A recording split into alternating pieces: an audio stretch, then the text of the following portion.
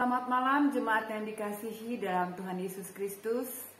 Pada malam hari ini sebelum kita tidur, mari kita membaca dan merenungkan firman Tuhan. Sebelumnya mari kita berdoa. Ya Bapa dalam surga, terima kasih atas berkat dan penyertaan-Mu sampai pada malam hari ini.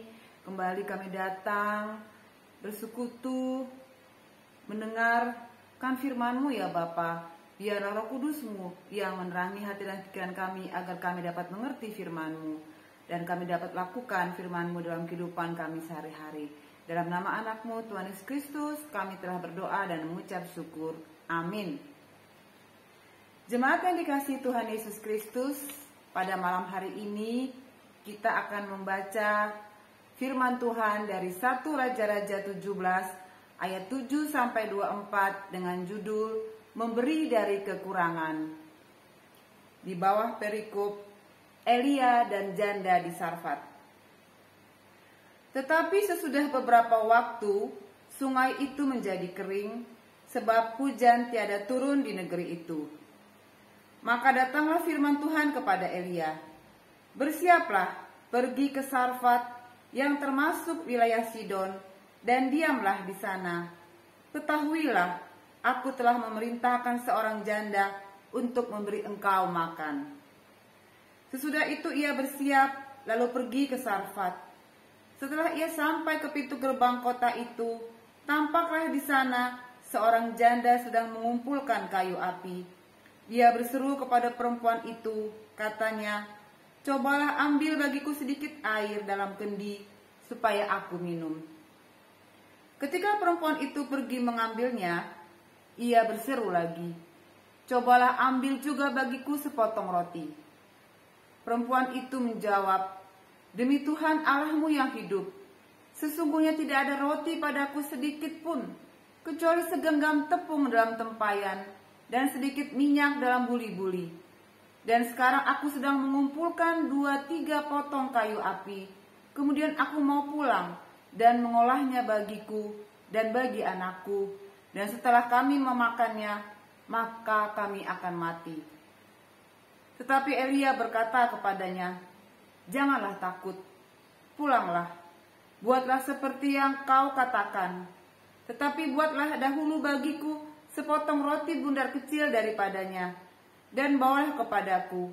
Kemudian barulah kau buat bagimu dan bagi anakmu. Sebab beginilah firman Tuhan Allah Israel, tepung dalam tempayan itu tidak akan habis, dan minyak dalam buli-buli itu pun tidak akan berkurang, sampai pada waktu Tuhan memberi hujan ke atas muka bumi." Lalu pergilah perempuan itu dan berbuat seperti yang dikatakan Elia. Maka perempuan itu dan dia serta anak perempuan itu mendapat makan beberapa waktu lamanya. Tepung dalam tempayan itu tidak habis, dan minyak dalam buli-buli itu tidak berkurang, seperti firman Tuhan yang diucapkannya dengan perantaraan Elia. Sesudah itu anak dari perempuan pemilik rumah itu jatuh sakit, dan sakitnya itu sangat keras sampai tidak ada nafasnya lagi.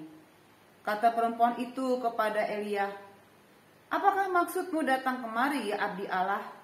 Singgahkah engkau kepadaku untuk mengingatkan kesalahanku dan untuk menyebabkan anakku mati?" Kata Elia kepadanya, "Berikanlah anakmu itu kepadaku." Elia mengambilnya dari pangkuan perempuan itu dan membawanya naik ke kamarnya di atas dan membaringkan anak itu di tempat tidurnya. Sesudah itu ia berseru kepada Tuhan, katanya, "Ya Tuhan Allahku, apakah engkau menimpakan kemalangan ini atas janda ini juga, yang menerima aku sebagai penumpang dengan membunuh anaknya?" Lalu ia mengunjurkan badannya di atas anak itu 3 kali dan berseru kepada Tuhan, katanya, "Ya Tuhan Allahku, pulangkanlah kiranya nyawa anak ini ke dalam tubuhnya." Tuhan mendengarkan permintaan Elia ini, dan nyawa anak itu pulang ke dalam tubuhnya, sehingga ia hidup kembali. Elia mengambil anak itu, ia membawanya turun dari kamar atas ke dalam rumah, dan memberikannya kepada ibunya. Kata Elia, "Ini anakmu." ia sudah hidup." Kemudian kata perempuan itu kepada Elia, "Sekarang aku tahu bahwa engkau abdi Allah, dan firman Tuhan yang kau ucapkan itu adalah benar." Amin. Jemaat yang dikasihi dalam Tuhan Yesus Kristus, ketika kekeringan di tanah Israel semakin menghebat, maka sungai Kerit pun menjadi kering. Namun pertanyaannya, mengapa Tuhan tidak membuat sungai Kerit tetap berair dan tetap memakai burung gagak untuk memelihara hidup Nabi Elia? Bukankah pemikiran ini sering menjadi pemikiran umum, bahwa jika di tepi sungai Kerit Tuhan sudah memelihara, mengapa tidak di tempat itu saja Nabi Elia berada? Tentu, jalan Tuhan bukan jalan kita. Pikiran Tuhan bukanlah pikiran kita. Tuhan memiliki tujuan dan rencana sesuai kehendaknya. Keinginan kita adalah kenyamanan hidup kita. Sehingga apabila terjadi perubahan dalam hidup kita, kita tidak mau melihatnya dari maksud dan kehendak Tuhan. Nabi Elia tidak demikian. Ia tetap pergi ke Sarfat karena Tuhan mempunyai tujuan. Apa tujuannya? Tuhan berkehendak agar Nabi Elia menjumpai seorang janda di Sarfat. Mengapa harus janda di Sarfat, di wilayah Sidon? Mengapa tidak di wilayah Israel? Sekali lagi, maksud dan kehendak Tuhan melampaui apa yang kita pikirkan. Yang kita tahu dari narasi ini adalah, sebagai hamba Tuhan, Nabi Elia taat melakukan perintah. Ia tidak berbantah, tetapi segera mengerjakannya. Kita akan mengerti maksud Tuhan ini ketika kita membaca narasi ini dan referensi pada kitab lainnya dalam Alkitab. Pertama, melalui janda di Sarfat, Tuhan memelihara Nabi Elia, ayat 9. Kedua, Tuhan berbelas kasihan kepada siapa ia berbelas kasihan. Dan janda di Sarfat menjadi pelajaran berharga bagi orang Israel. Karena bangsa Israel, umatnya sendiri, menolak Tuhannya. Sedangkan bangsa lain percaya dan menyambut nabinya. Bandingkan Lukas 4 ayat 25-26. Bagaimana dengan kita, saudara-saudaraku? Mari kita belajar dan percaya dan patuh kepada Tuhan.